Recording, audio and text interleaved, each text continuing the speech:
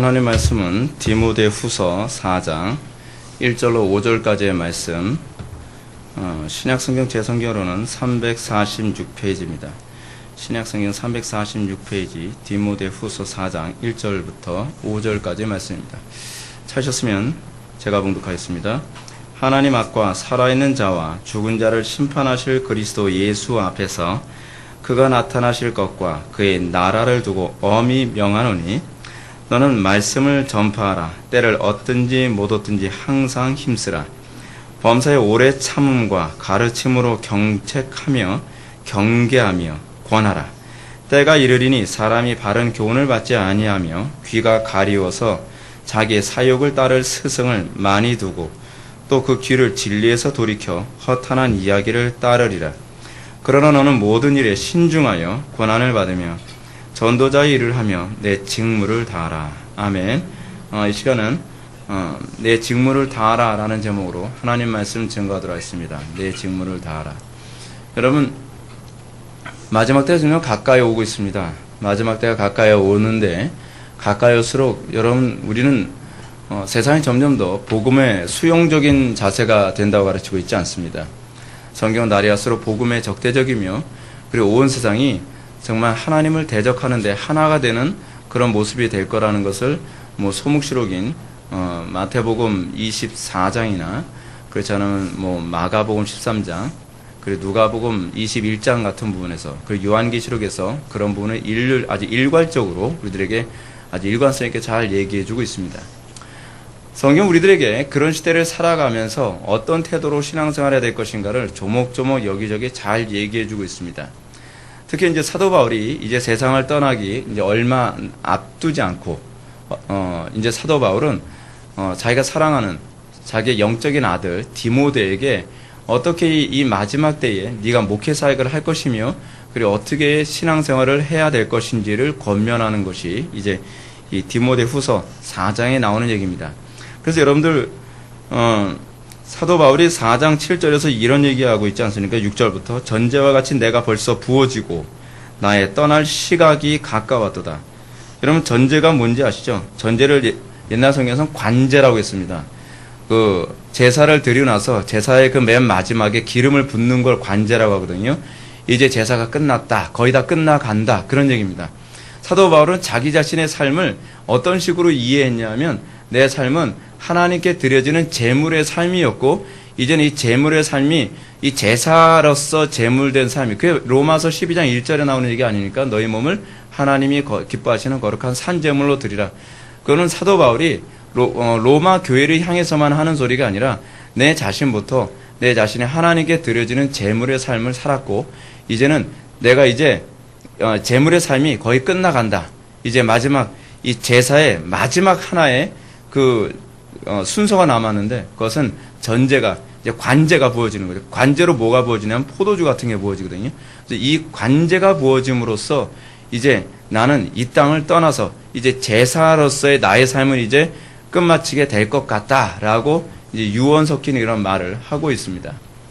그러면서 사랑하는 아들 디모데에게 그 맨 마지막으로 하는 권면, 정말 이 마지막 때를 어떻게 살 것인가, 그거 이제 고민하면서 얘기하는 겁니다. 여러분, 그거 알고 계십니까? 사랑하는 사람이 세상을 떠날 때 걱정이 되는 게 뭔지 아십니까? 저희 어머니가 세상 떠나시기 이제 한 며칠 남기고서 우리 어머니가 이런 말씀을 하셨습니다. 내가 빨리 떠나면 안 되는데 앞으로 우리 자녀들이 겪어야 될 미래가 너무나 어두운데 내가 더 많이 기도해 줘야 되는데 너무나 미래가 어두운데 어떻게 하면 좋으냐 내가 벌써 세상 떠나면 안 되는데 그 우리 어머니가 거의 유언처럼 세상 떠나시기 얼마 전에 남겼던 말씀입니다. 세상이 너무 그때가 2009년이거든요. 2009년인데 지금은 훨씬 더 악해졌죠. 그러면서 우리 어머니가 그런 부분 얘기하면서 당신 자신이 지금 폐암에 걸려서 세상 떠날 상황이 됐는데 자기 걱정하지 않고 자녀들 걱정하고 제 목회를 걱정하고 이 땅의 미래를 걱정하고 계시더라고요. 사도 바울도 지금 그거예요. 저도 아마 세상 떠날 때 되면 제가 자녀들 걱정 많이 할 것 같습니다. 앞으로 얘네들이 믿음 생활을 어떻게 해야 될까? 앞으로 점점 더 어려워지는데, 점점 더 힘들어지는데 어떻게 얘네들 믿음 생활할까? 그거 걱정되지 않겠습니까? 사도 바울도 지금 자기의 이 영적인 아들 디모데를 향해서 이런 얘기합니다. 이제 내가 세상 떠날 때 점점 거의 다 됐는데 나야 선한 싸움 다 싸우고 달려갈 길을 마치고 이제 난 믿음 지켰고 이제 나는 영광의 면류관 얻으러 들어가면 그만이지만 이제 네가 앞으로 목회를 해야 되는데 넌 아직 젊지 않냐? 넌 아직 해야 될 일이 많은데 네가 앞으로 걸어갈 일이 너무나 어둡고 너무나 힘들 텐데 어떻게 하면 좋으냐? 그러면서 이렇게 살아라라고 권면합니다. 뭐라고 얘기하느냐? 하나님 앞과 살아있는 자와 죽은 자를 심판하실 그리스도 예수 앞에서 그가 나타나실 것과 그의 나라를 두고 엄히 명하노니. 여러분 이게 이 표현이 여러분 어떻습니까? 죽음을 바로 코앞에 둔 사람이 이런 표현을 사용하고 있습니다. 죽은 자를 심판하실 그리스도 예수 앞에서 내가 엄히 명한다. 이거는 사도 바울의 굉장히 현실적인 얘기 아니겠습니까? 피상적인 얘기가 아니에요. 사도 바울이 내가 죽기 전에 너한테 마지막으로 엄히 명하고 엄하게 내가 너한테 경고해 주고 싶다라고 하면서 얘기하는 겁니다. 그래서 뭐라고 얘기하느냐? 너는 말씀을 전파하라는 겁니다. 전파하라는 게 무슨 얘기냐면 영어 성경에서는 preach라고 해서 preaching. 그러니까 설교하는 거죠. 근데 설교자한테 설교자지만 여러분들이 만나는 모든 사람들에게는 복음을 설명해 주는 겁니다. 복음을 풀어주는 겁니다. 여러분 우리는 자꾸 사형리가 전도라고 생각하는데 그렇게 하면 안 돼요. 전도는 뭐냐면 만나는 사람들에게 복음을 풀어주는 거예요. 복음을 설명해 주는 거예요. 많은 사람들이 이런 얘기합니다. 어떻게 복음을 설명해 주나요?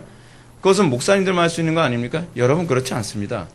그것은 여러분들이 복음을 머리로 알아서 전달하는 거라고 생각하기 때문에 그렇습니다. 여러분들이 만약에 복음을 경험했다고 칩시다. 설명 못하겠습니까? 여러분 복음을 경험한 사람과 복음을 머리로 아는 사람의 차이가 거기에 있습니다. 여러분 성경에 나오는 상당히 많은 사람들이 복음을 접하자마자 전도를 했다는 거 여러분 알고 계십니까? 요한복음 4장에 나오는 사마리아 여인이 예수님을 만나고 나서 교리 배우고서 전도한 거 아닙니다. 예수님 만나고 나니까 내가 예수님 만났다. 내가 메시아 만났다. 그러면서 전도하는 거예요. 무슨 지식이 있어 전도하는 것이 아니라 만나면 전도가 되는 거예요. 내가 메시아를 만났으면 설명이 되는 거예요. 문제는 뭐냐면 우리가 전도가 어렵다라고 하는 이유가 뭐냐면 예수님을 만난 경험이 없고 예수님에 대한 확신이 없어서 그래요. 로이 존스 목사님이 그렇게 말씀하셨죠. 기독교란 뭐라고요? 만남이다. 누구와의 만남이에요? 하나님과의 만남이에요. 그리스도와의 만남이란 말이에요. 모든 우리의 신앙의 선배들 그리고 모든 우리의 같은 신앙의 동료들은 특징이 하나 있습니다. 그들은 교리를 머리로 하는 사람들이 아니라 그들은 주님을 만난 사람입니다. 그들은 주님을 영접한 사람들입니다. 그들에게 있어서 교리는 그들에게 있어서 기독교는 종교가 아닙니다. 그들에게 있어서의 기독교는 바로 삶이고 만남이고 그리고 관계였습니다. 여러분들 기독교를 만남이라는 관점에서 생각한다면 여러분들이 과연 복음을 왜 못 전하겠습니까? 와 보라 왜 못하겠습니까? 왜 우리는 그걸 못하죠? 왜 우리는 프리칭을 못하죠? 그것은 우리는 복음을 이론으로만 알고 있지 내 삶 속에서 한 번도 그 복음이 복음됐던 경험이 없기 때문에 그런 것 아닐까요? 여러분들은 제가 저하고 친한 친구들을 만나면 제가 전도를 어떻게 하는지 여러분 궁금할 겁니다. 저는 친구들을 만나면 전도를 할 때 거창한 신학적인 얘기 안 합니다. 목사이기 때문에 신학적인 얘기를 할 거라고 생각하지 마십시오. 저는 그냥 제가 만난 그리스도를 얘기하는 것이 전부입니다. 제 삶 속에서 그리스도께서 어떻게 역사하셨고 제 삶 속에서 그리스도의 그 은혜가 어떤 것인지 얘기하면 거기서 아무 어렵지 않게 그냥 이해되어지고 납득되어지고 수용되어집니다. 여러분 복음은 그것입니다. 여러분 사도 바울이 사람들을 만나서 복음을 전할 때마다 엄청난 교리적인 서술을 합니까? 아니에요. 사도 바울이 했던 것이 뭐냐면 내가 만난 그리스도를 얘기하는 겁니다. 사도 바울은 맨날 그 얘기합니다. 사람 딱 만나면 항상 하는 얘기가 내가 예전에 다메섹 도상에서 그리스도를 만났다. 항상 거기서부터 출발해요. 여러분 사도 바울 같은 경우는 멋떨어지게 무슨 교리적인 얘기할 것 같지 않습니까? 아니에요. 사도 바울에게서 복음은 내가 만난 그 그리스도께서 나를 위해서 죽으셨고 나를 위해서 십자가에 못 박혀서 부활하셨고 그리고 그분이 나를 부르셨다. 간단하지 않습니까? 그래서 고린도후서에서 사도 바울의 복음을 뭐라고 얘기합니까? 예수 그리스도의 고난과 죽으심과 부활. 그게 바로 복음이에요. 근데 사도 바울에서 그 복음은 이론이 아니에요. 내가 만난 그리스도예요. 그렇기 때문에 그는 복음을 전하는 것에 장황한 이론을 나열하면서 무슨 소리 하는 거야? 난 하나도 못 알아듣겠네. 따분해서 못 알아듣겠네. 그게 아닌 거예요. 그래서 복음은 불이에요, 불. 그 사도 바울이 로마서 1장에서 뭐라고 얘기하니까 복음은 모든 믿는 자에게 구원을 주신 하나님의 능력이라고 얘기해요. 여러분, 사도 바울은요, 가장 지성적인 사도였음에도 불구하고 한 번도 복음이 무슨 이론이라든지 논리라고 얘기하지 않아요. 오히려 사도 바울은 내 입술에 우둔함으로 미련한 방법으로 전도했다라고 얘기해요. 알고 계십니까? 사도 바울은 데살로니가 교회를 향해서 뭐라고 얘기하죠? 내가 복음을 어떻게 전했다고요? 사람의 말과 지혜의 아름다움으로 하지 아니하고 뭐로 했다고요? 성령의 능력과 나타나심으로 했다. 가장 지성적이었던 사도가. 왜 그런지 아세요? 그것이 바로 하나님을 만난 자, 그리스도를 만난 자들이 복음을 전하는 방식이에요. 만났으면 그만큼 전달하기가 쉬운 거예요. 오늘날 왜 우리는 복음을 어렵게 전하죠? 왜 우리는 자꾸 어떤 지성적인 걸 납득시키려고 상대방을 설득하려고 애를 쓰고 어려운 지식을 나열해서 상대방한테 뭔가 좀 잘난 체를 하려고 하는 이유가 어디 있죠? 사실 몰라서 그래요. 여러분, 그런 거 있지 않습니까? 뭐 수학을 해도 그렇고 국어를 해도 그렇고 영어를 해도 그렇고 뭐 어떤 지식을 전달할 때 제대로 잘하는 사람은 쉽게 가르칩니다. 근데 잘 모르니까 자꾸 어렵게 가르치는 거예요. 왜 어렵게 가르치냐면 자기도 몰라서 그러거든요. 우리가 왜 복음을 어렵게 전하는지 아십니까? 왜 우리가 다른 사람들의 복음을 전해 어떻게 전해야 될지 모르겠어. 뭘 어떻게 전해요? 너도 예수 만나면 달라질 수 있어. 나도 예수 만났더니 달라졌어. 간단하지 않습니까? 거기에 무슨 이론이 필요해요? 예수님을 만났더니 내가 달라진 거예요. 그러고 나면서 풀어가는 거예요. 제가 친구들과 만나서 복음을 얘기할 때 그렇게 얘기합니다. 그냥 제 일상에서 일어난 일을 가지고 얘기하면 그 친구들이 조금씩 처음에 만났을 때는 야, 넌 목사니까 만나면 너무 그 복음 얘기 같은 거 하지 말고 그냥 순수하게 친구 대 친구로서 얘기만 하자. 제발 뭐 그런 전도 같은 거 하지 않았으면 그래? 그냥 만나는 거예요.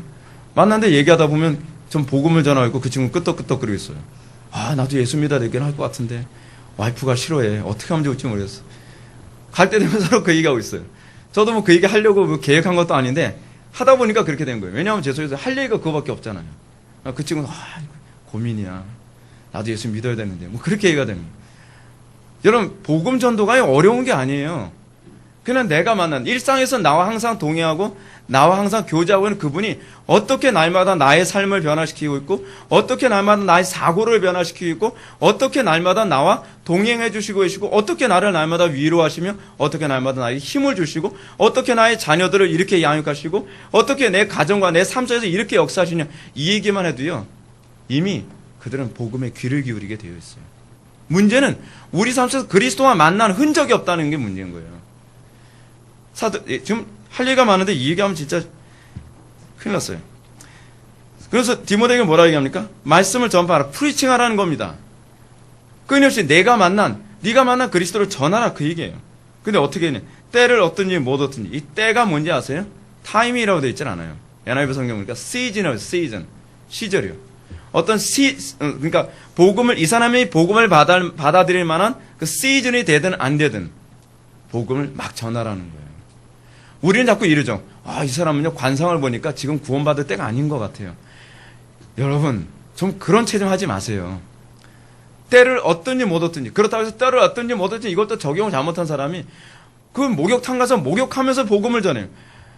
여러분, 주로 시작되는 그런 사람이 있어요. 그 얘기 하자는 게 아니에요. 뭐 예를 들어서 여러분 중국 화장실 같은 경우는 앞이 다 튀어 있지 않습니까? 볼일 보면서 복음 전하 그런 얘기 하자는 게 아니에요. 복음 어떻게 전하? 이 사람이 구원받을 때가 되는지 안 되는지 그것은 너희 관심사가 아니라 너는 하나님께서 기회만 주시면 복음을 전하라는 겁니다. 여러분 이러죠. 오늘 복음 전에 그 사람 예수님 영접하지 못한 거 보니까 제가 능력이 없나 봐요. 아니에요. 그냥 여러분의 그 때를 어떤지 모르지만 복음을 전하면 돼요. 아직 때가 아니라서 그런 걸 뿐이에요. 하나님의 선하신 작정에 우리가 쓰임받았다는 것 자체만 감사하면 되는 거예요. 우린 자꾸 무슨 효과를 바라잖아요. 나는 전도해서 뭐 몇백 명 전도했다. 하나님께서 숫자 세고 계시질 않아요. 하나님께서 관심 갖는 건 뭔지 아세요? 네가 순종했냐 순종하지 않았냐 우리에게 그것만 질문하고 계세요. 그 결과는 나에게 맡겨라. 그게 우리가 믿는 예정론이고 그것이 우리가 믿는 신앙 아닙니까? 예, 사도 바울도 그렇게 얘기합니다. 때를 얻든지 못 얻든지 항상 뭐 하라고요? 성경에서 자주 나오는 표현이죠. 힘쓰라. 여러분 힘쓰십시오. 힘쓰지 않는 건 신앙이 아닙니다. 기도 생활을 사도 바울은 뭐라고 얘기하죠? 그건 죽을 써라? 여러분 기도 생활 시간만 때운 사람 많이 있지 않습니까? 하다 보면 언젠가 만나겠죠. 주여. 기도는 그게 아니에요. 사도 바울은 끊임없이 얘기한 게 뭐냐면 힘쓰는 거예요. 여러분 구약에서도 계속 보십시오. 힘쓰지 않고 기도하는 사람들 봤습니까? 한국교회가 겉멋만 들어가지고요. 언제부턴가 기도하는 것도 힘을 안 써요. 폼을 자꾸 잡으려고 들어요. 조용히 무슨 뭐 천주교 흉내냅니까? 기도는 그렇게 하는 게 아니에요. 모든 경건은요. 힘써야 돼요. 왜 힘써야 되는지 아세요? 우리의 타락한 본성이 싫어하기 때문에 그래요. 힘쓰지 않으면 안 돼요. 여러분 성경 읽는 것도 여러분 힘쓰지 않으면 안 돼요. 성경도요. 힘쓰지 않고 성경 읽는 사람들 특징이 뭐냐면 오늘 나 몇 장 읽었다. 그 목표만 채우는 거로 만족을 해요. 근데 성경 읽었냐 물어보면 내용을 기억하는 게 없어요. 왜냐하면 성경을 힘써 읽지 않기 때문에 그래요. 신앙생활의 중요한 핵심이 하나 있어요. 그것은 뭐냐? 힘쓰는 겁니다. 여러분 제가 설교를 하면서 힘써 준비하지 않으면 설교가 어떻게 되겠습니까? 죽쓰는 거죠. 제가 설교 전에 기도 어떻게 합니까? 힘써 기도하지 않습니까? 제가 찬양할 때 여러분 힘써 찬양합니까? 대충 찬양합니까? 저 목 다시거든요. 힘써 찬양하는 거예요. 구약에서 끊임없이 우리에게 요구하는 게 뭐냐면 여호와께 힘써 찬양하고 힘써 헌신하라고 얘기합니다. 힘쓰십시오. 근데 어느 정도 힘써야 되냐? 그 뒤를 보면 여러분들 감동적일 겁니다. 좀 이따 설명해 드릴게요. 범사의 오래 참음과 가르침으로 경책하며 경계하며 권하라. 야, 여러분 이렇게 하면요 교회 문 닫아야만 합니다. 요즘 교회는요. 지금 사도 바울이 디모데에게 지금 뭐라고 지금 권고하고 있습니까? 너 목회하는데 어떻게 목회하라는 거예요? 첫 번째는 때를 얻든지 못 얻든지 힘쓰라는 거예요. 이 중에 회중들이 구원받을 때가 됐는지 때가 되지 않았는지 관계없이 설교 어떻게 힘써 설교하라는 거죠. 그건 뭐예요? 범사에 오래 참으면서 가르치고 가르치는 거 뭐 열심히 할 수 있죠. 근데 그 다음이 중요합니다. 경책하라. 경책이 뭐라는 거죠? 경책이요? 잘못을 지적하라는 겁니다. 책망하는 거. 여러분 이게 목회의 중요한 요소라는 거 알고 계십니까? 이게 성도의 교통에 중요한 여러분 요소라는 거 알고 계십니까? 성도들 간에 여러분 우리 뭐 해야 되죠? 성도들의 지체들이 하나님의 진리에서 벗어나면 아휴 또 싫은 소리 하면 저 사람 싫어할 텐데 그게 아니에요. 우리는 조심스럽게 권면해야 돼요. 이것이 신자됨의 또 다른 책임이에요. 성경 끊임없이 우리에게 그거 요구하고 있지 않습니까? 근데 사도 바울이 지금 디모데에게 죽음을 코앞에 둬서 그걸 얘기합니다. 뭐 하라고요? 경책하라고요. 잘못한 일이 있으면 그 사람들이 회개할 기회를 얻도록 끊임없이 책망하고 지적해야 된다는 거예요. 요즘 이거 안 하죠? 교회들이요. 또 뭐라고 얘기합니까? 경계하며 권하라. 이 경계하라는 얘기가 무슨 얘기냐면 진지하게 권고하라는 겁니다. 그러면서 때가 이르리니 왜냐하면 이유가 있어요. 때가 이르리니 제가 보기엔 지금이 그때인 것 같아요. 물론 사도 바울이 목회하고 있었던 그 디모데 때도 그때인 것이 틀림없습니다. 근데 때가 이르리니 사람이 바른 교훈을 받지 아니하면 이 바른 교훈을 NIV 성경은 뭐라고 번역을 했냐면 사운드 닥트린이라고 번역했습니다. 사운드 닥트린. 사운드 닥트린이 뭐냐면 건전한 교리예요. 건전한 교리. 때가 이르면 점점 어떻게 됩니까? 건전한 교리를 사람들이 좋아하질 않아요. 요즘 그러지 않습니까? 건전한 교리 안 좋아해요. 불량식품 좋아해요. 불량식품. 그죠? 정말 순수하고 하나님 말씀을 이렇게 살아야 된다. 정말 싫어합니다. 정말 싫어하죠. 바른 교훈을 받지 아니할 것이다. 그래서 뭐라 이게?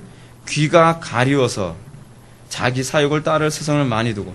여러분 제가 이거 NIV 성경으로 번역하니까 이게 굉장히 번역이요. 좀 너무 이렇게 애매모호하게 됐어요. 이렇게 NIV 성경 가지고 있는 사람들 여러분 보시면 아시겠지만 NIV 성경 제가 직역하면 이제 이렇습니다. 이래요. 그들은 자기의 가리운 귀가 듣기 원하는 말을 할 수많은 교사들을 주변에 둘 것이다. 이게 참 요즘 이 시대의 교회의 모습을 그대로 느끼지 않습니까? 자기 가려운 귀를 이렇게 즐겁게 해줄 수 있는 교사들을 수도 없이 들 거라는 거예요. 이게 마지막 때예요. 제가 목회하면서 느끼는 바이기도 해요.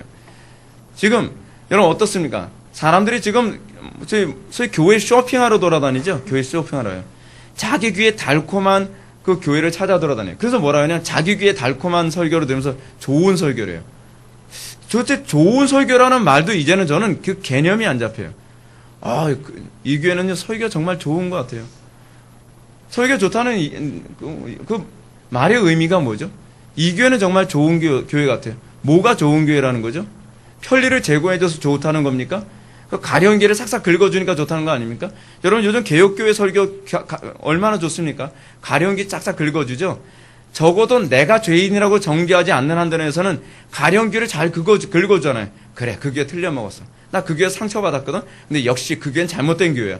얼마나 여러분 가려운 길을 잘 긁어줍니까? 그러니까 여러분 사람들이 왜 개혁교회 찾아서 돌아다니는지 아세요? 개혁교회가 옳기 때문이 아니에요. 그 개혁교회는요, 내가 상처받은 교회들이 틀렸다라고 얘기해주니까 통쾌한 거예요. 가려운 길을 너무 잘 긁어줘요. 근데 문제는 뭐냐면 그 메시지가 이제는 공격이 내가 그 공격 대상이 돼서 당신이 그 회개할 사람이라고, 당신이 그 죄인이라고, 당신이 그 잘못된 신앙을 가지고 있다고, 당신부터 회개가 된다면 그 다음부터 안 좋은 교회래요. 왜죠? 이유가 뭐죠? 이제는 가려운 길을 긁어주는 게 아니라 자기 가슴을 후벼 파는 게 싫다는 거예요.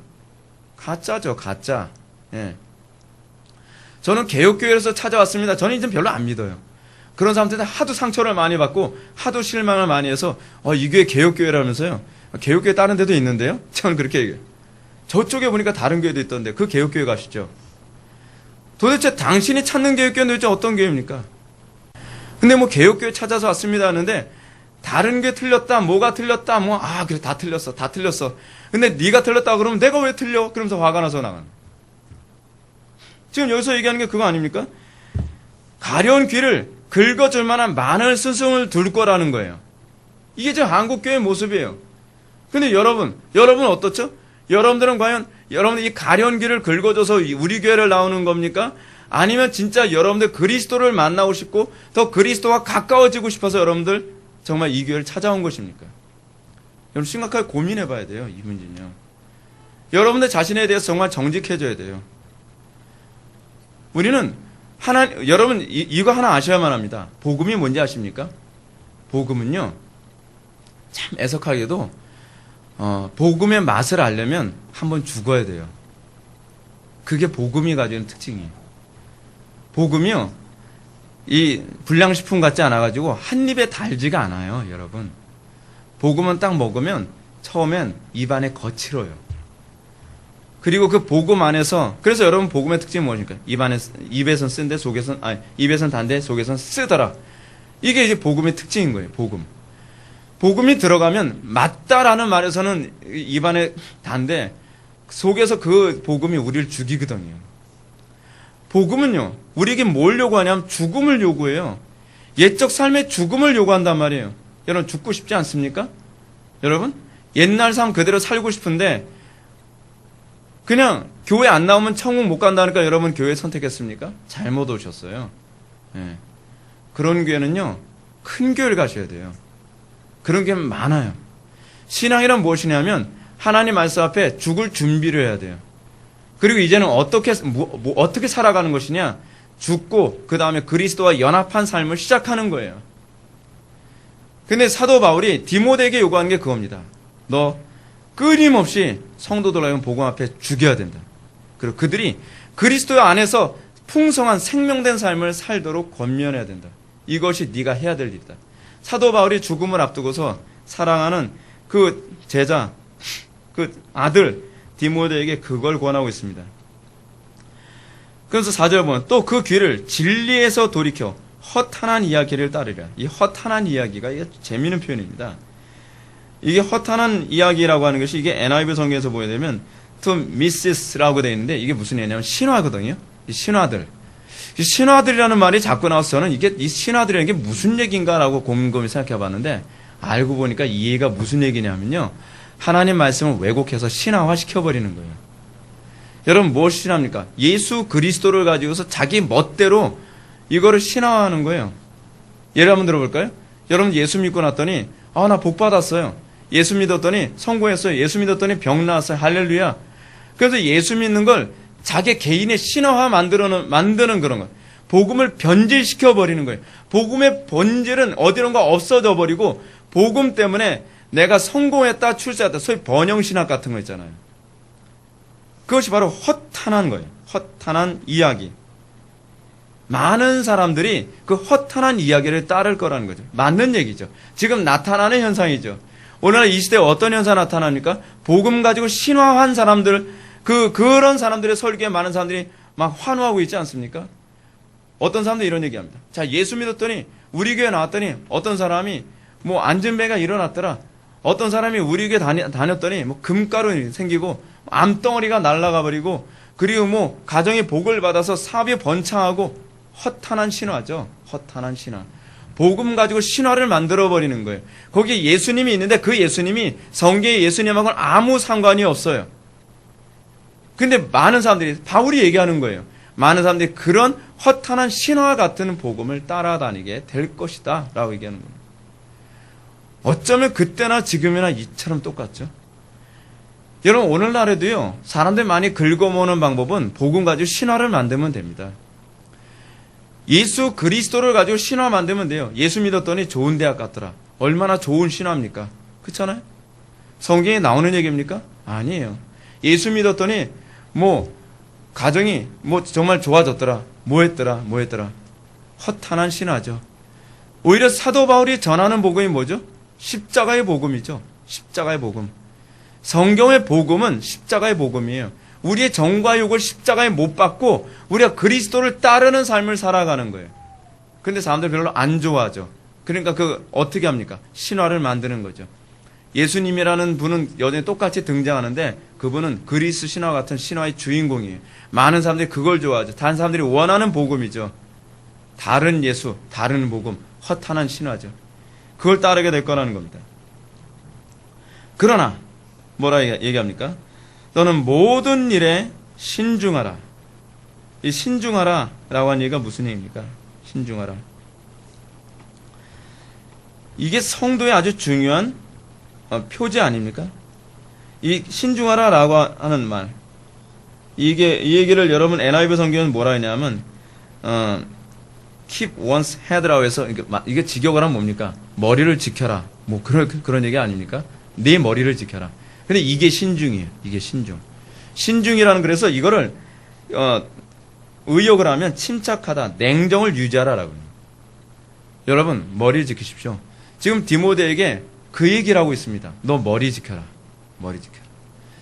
정말 많은 사람들이 허탄한 신화 쫓아다니고 많은 사람들이 성공 따라다니고 뭐하고 막 그럴 때 너 흔들리지 마라. 그게 냉철해져라 이거예요. 교인 한 명 놓고서 목회를 한다 할지라도 네 복음을 좋아하는 사람 아무도 없다 한다 할지라도 너 냉철해져야 된다. 신중해져야 된다. Keep one's head. 네 머리 지켜라. 냉철해져라. 여러분 영어로 냉철하라가 바로 머리 지켜라입니다. 이 머리 지키라는 게 무슨 얘기입니까? 이성 잃지 말란 얘기 아닙니까? 정신 차리라는 얘기입니다. 우리가 그렇게 막 뭔가 손해보고 뭔가 몰리고 뭔가 어려움 당하고 그러면 자꾸 어떻게 하죠? 이성을 잃어버리죠. 감정이 없어져. 그래서 머리가 없어져요. 이 표현이 되게 재밌는 표현 아닙니까? 사도 바울이 지금 그거 요구합니다. 너 신중해라. 그리고 고난을 받아라. 고난을 받아라. 고난을 견뎌라. 그러니 고난을 견뎌라. 우리 고난 견뎌야만 합니다. 여러분 마지막 때 됐을 때 여러분 신앙생활 어떻게 하면 합니까? 중요한 게 첫 번째로 디모데에게 요구했던 것처럼 여러분들이 이 마지막 때에 정말 어려움이 많은 때에 여러분들이 해야 될 첫 번째가 뭐냐면 신중해지십시오. 흥분하지 마시고 감정 잃어버리지 마시고 하나님 예수 잘 믿는 저는 잘 믿려고 애를 쓰는데 저는 맨날 손해보고 어려움 당하고 그러는데 저 사람들은 저러지 않습니까? 신중하십시오. 머리 지키십시오. 이성 잃지 마십시오. 이것이 우리에게 요구하는 첫 번째 요구입니다. 두 번째 뭘 요구하는 거죠? 고난을 견뎌라. 고난을 견디십시오. 여러분 그 고난이 오래 가죠. 저도 목회를 이렇게 하면서 전 사실 개척할 때 이런 생각을 했거든요. 좀 꿈도 야무졌는데 나는 아마 목회하면 아마 교인들이 아마 수천 명은 모일 것 같아. 그런 생각이 있어요. 근데 성경대로 목회하려고 하니까요. 수천 명 놓고서 목회를 못하겠더라고요. 저는요. 고난을 견뎌야 되겠구나. 언제까지 견뎌야 될까요? 죽는 그날까지. 여러분 신앙생활 그렇게 해야 돼요. 조금 견디다 끝나는 게 아니에요. 우리의 신앙은요, 죽을 때까지 고난을 견뎌야 돼요. 주님 언제까지입니까? 예수님 돌아가실 때까지 고난을 견뎠거든요. 사도들이 고난을 언제까지 견뎠죠? 죽는 그날까지 고난을 견뎠어요. 우리도 그렇게 고난을 견뎌야만 합니다. 이것이 이 마지막 때를 살아가는, 그리고 사도 바울이 죽음을 앞두고서 사랑하는 영적인 아들 디모데에게 권하는 두 번째 메시지가 고난을 견디라는 것입니다. 그리고 세 번째가 뭐냐면 전도자의 일을 하라는 겁니다. 전도자의 일을 하라. 여러분, 성도된 삶의 중요한 그 태도가 뭔지 아십니까? 전도자의 삶을 사십시오. 누굴 전도하죠? 목사님, 저는 주변에 아는 사람이 별로 없는데요. 그럼 저는 이렇게 말씀드리고 싶어요. 자녀들부터 전도하십시오. 여러분들의 가족부터 전도하십시오.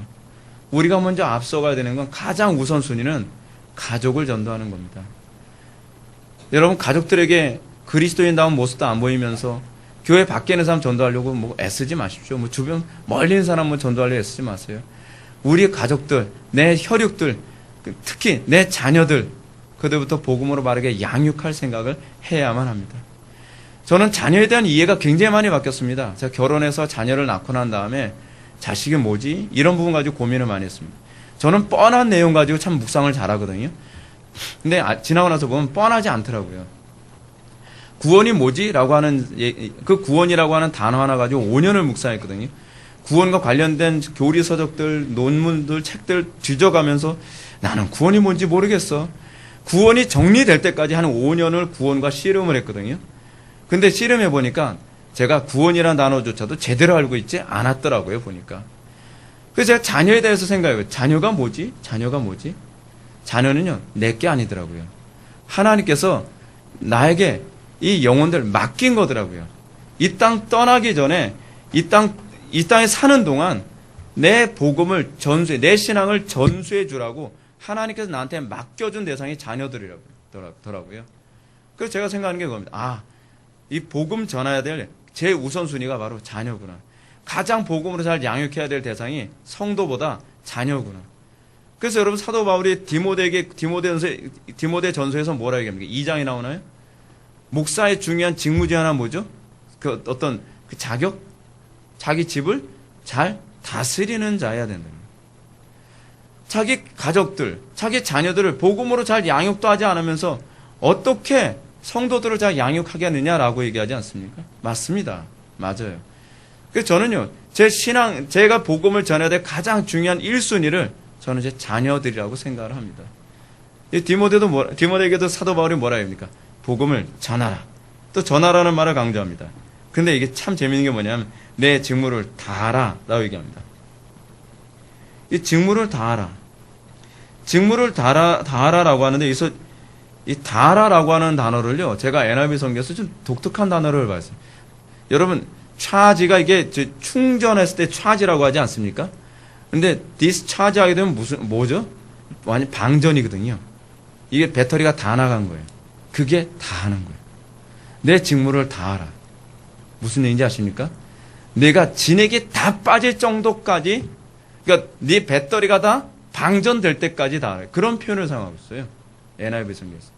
번역 기가 막히게 잘한 거예요. 기가 막히게. 이거를 여러분 다른 성경에서 뭐라고 표현했는지 아십니까? 충성이라고 표현해요. 죽도록 충성하라. 여러분, 우리는 신앙생활 어떻게 하죠? 우리는 조금 하늘 신용하면서 내 직무 다 했다고 생각하지 않습니까? 여러분, 조지 휘필드가 한 말을 기억하십시오. 휘필드가 뭐라고 얘기했죠? 나는 녹슬어 죽느니 달아서 죽는 쪽을 선택하겠다. 이게 디스차지입니다. 그게 직무를 다하는 겁니다.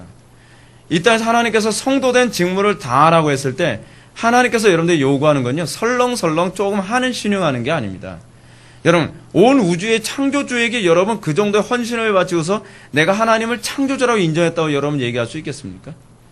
우리의 신앙의 선배들, 정말 하나님을 만났고 하나님이 어떤 분인지 알게 된 사람들, 그분들은요, 하나님께 헌신하되 디스차지 하듯이 헌신했습니다. 마치 내가 배터리라면 내 배터리가 0.1%도 남지 않을 정도까지 다 소진할 정도로, 완전히 방전될 정도로 그토록 충성을 다한 것입니다. 사도 바울이 죽음을 앞두고 맨 마지막에 사용된 표현이 이겁니다. 뭐라고요? 너 직무를 수행하는데 디스차지해라. 그냥 완전히 배터리가 방전될 정도로 죽도록 충성해라. 그렇게 내 임무를 수행해라. 여러분 어떻게 여러분 살아갑니까? 저는 이 단어 하나에 굉장히 고민을 많이 해야 됐습니다. 아, 내가 목회를 그렇게 해야 되는 거구나. 내가 디스차지 될 정도로 목회를 해야 되는 거구나. 내가 완전히 방전되듯이 내가 이 직무를 수행해야 되는 거구나. 여러분들의 자녀가 여러분들의 소명의 대상이라고 제가 여러분한테 말씀드렸죠.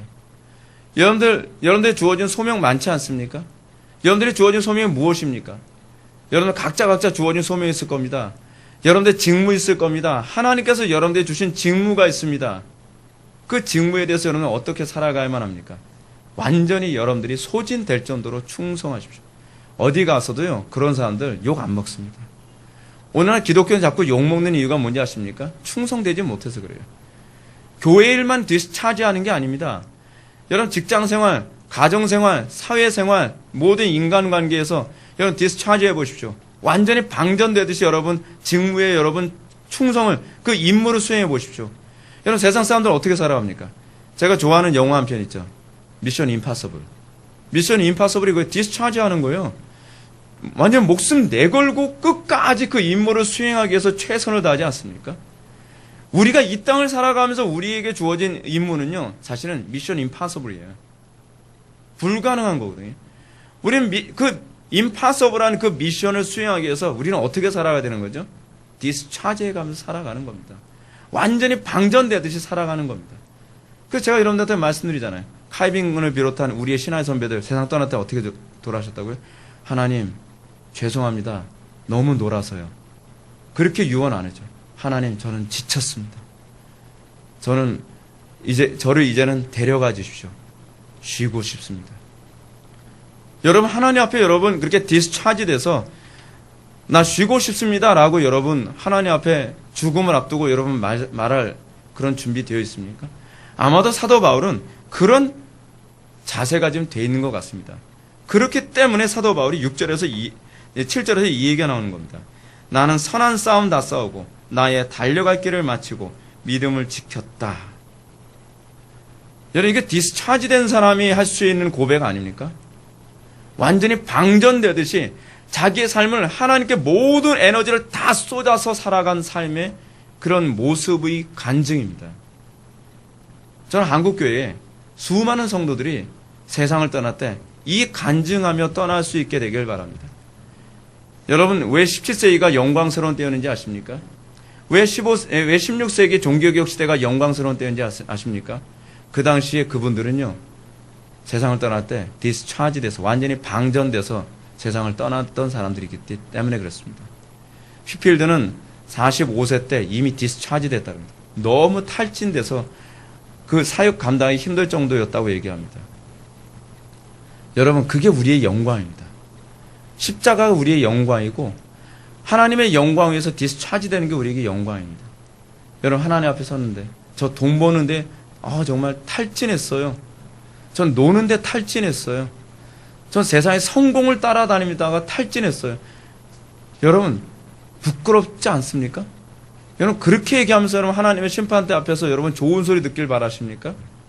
하나님 심판대 앞에 주님 저 죽도록 충성했습니다. 너무 지쳤습니다. 이제 저 쉬고 싶습니다. 저를 안식처로 데려가 주십시오. 멋있죠? 이게 성도들이 이 땅에서 고백해야 될 모습 아니겠습니까? 여러분 이 땅에서 그 고백하며 하루하루를 살아가는, 그래서 여러분들이 저녁에 잠을 잘 때 하나님께 충성된 자녀에게 단잠을 주시는도다. 여러분 그 고백하면서 여러분 잠들 수 있는 저와 여러분들 되기를 주님의 이름으로 축원합니다.